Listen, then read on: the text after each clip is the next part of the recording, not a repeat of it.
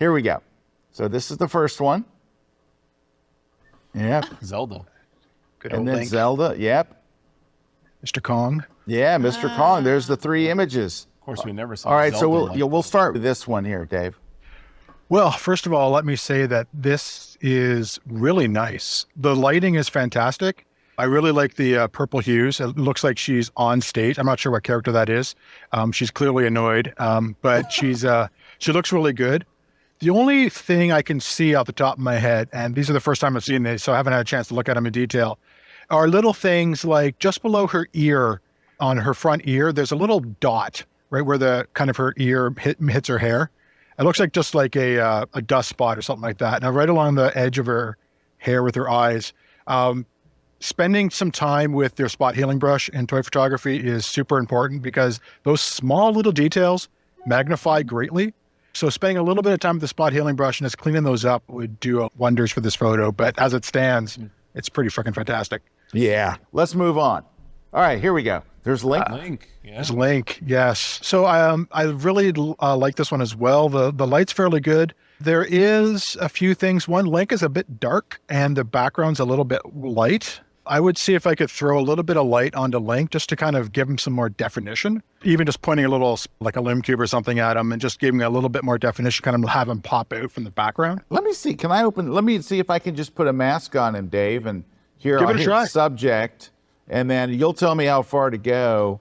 But I can put, It's even- too far. That may be a little bit too much. It's just a kiss. yeah, okay, that's Like right in there. somewhere in there. Jump in there. One thing I would do, it's harder to do post, but in the actual take in the shot, if you could just have another light off screen shining in one direction, probably from the direction where his sword is pointing, that would add some light to his front and leave his back darker because there's a lot of light motivating from the top right.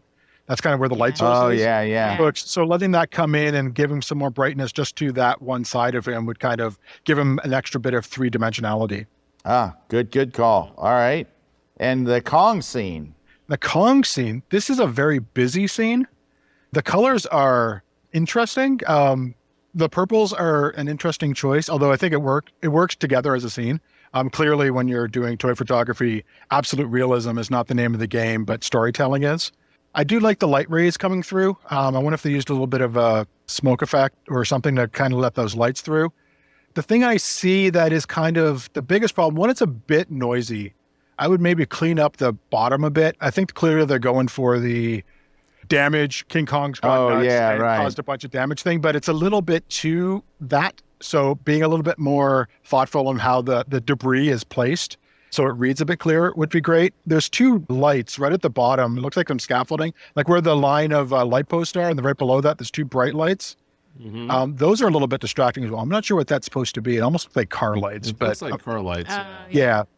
They're a little bit distracting, but maybe not be the worst thing. The biggest crime that I am seeing here is actually near the top. Oh, it's a tank. Yeah, it's a tank with lights. It's a tank with lights in the front. But Excellent. what's weird is the tank is facing that way, but the lights are facing forward. Yeah, because the lights would actually be shooting. Yeah, they'd be a little- They would yeah. be shooting off to the right. Yeah, and tanks don't normally have lights. They normally try to hide a bit. But the thing I see most is in the top right-hand corner where the spotlight is, it clearly looks like a light. I'm not sure if that's supposed to be like, come off as like a helicopter spotlight, Oh, I think it is a. I think it helps. I think it is a helicopter. but it looks is. a little bit too Yeah, you can't tell. like an actual light. I think the light source itself, I think, is too big. A helicopter light at this scale would probably be about half that size. And then it'd be nice if that is supposed to be a helicopter light to actually see a little bit of the definition at the bottom of the helicopter. Right. Just to sell that it's a helicopter. Because at first I thought it was just like a loom cube or something in the shot, which sometimes works. But yeah, it's a nice image. I think this is the weakest of the 3. If I was going to rate them, I think I like the Link shot the most, just from an action perspective. And the rain is kind of nice, especially if you could get some more light in there. But straight shot without any edits, the first one I think is the strongest one of these. Oh, yeah. Well, Like she great. just looks sassy. Yeah. Well, definitely, the scene meets the character, right? Yeah, actually, now that I mention it, one thing I might do to this image here is at the top left-hand corner, there's a little light that's kind of just in the corner there.